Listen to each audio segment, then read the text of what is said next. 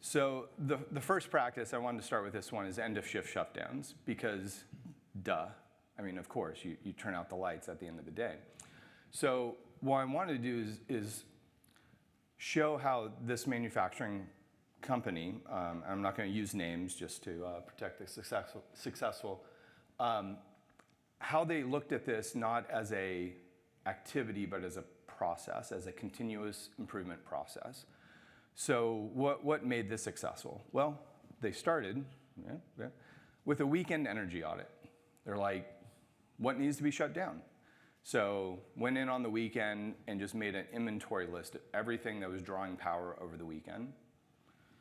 And then from that, they created a checklist for each department supervisor to shut down at the end of their shift. Okay, so pretty standard territory at this point. And then they had an aha moment, because one supervisor was out sick that day, somebody else was subbing, and they looked at the checklist and was like, I have no idea what this means, because the supervisors had written it for themselves, and of course, they knew what they meant. So they started basically like swapping work and saying, okay, so you need to write this for your replacement, not for yourself. And so that was a mental shift, and something they carried forward into everything else that they were doing, is whenever they were writing something, they weren't writing it for the person who knows it every day. They were writing it for the person who's going to walk in tomorrow, have no clue what's going on, but needs clear enough instructions to know, where is the charging bank of our remote equipment? Because I'm supposed to turn it off, I have no idea where it is. So it's those sorts of, that mentality. Then they went back and repeated the weekend audit and said, okay, so we've got our practice. Things are supposed to be shut down, and we think we caught everything. So they went and repeated the weekend audit, and they found more things. Some of it was stuff that was supposed to be shut down they'd already identified that wasn't, so they could give feedback to the supervisors. Some of it was stuff they just missed the first time.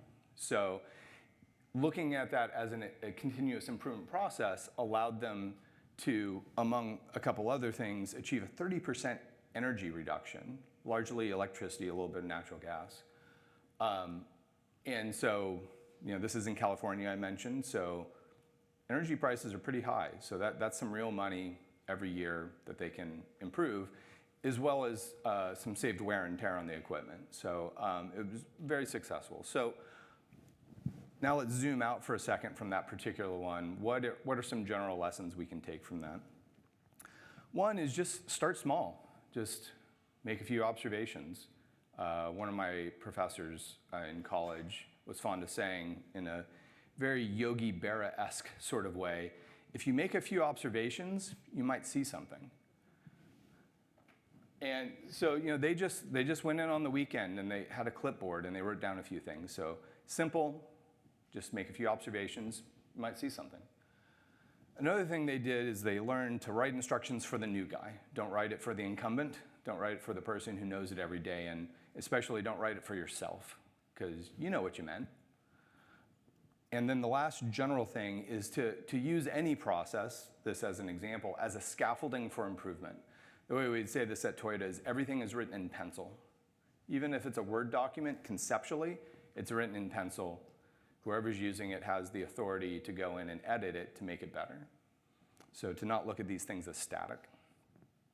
So that's end of shift shutdowns.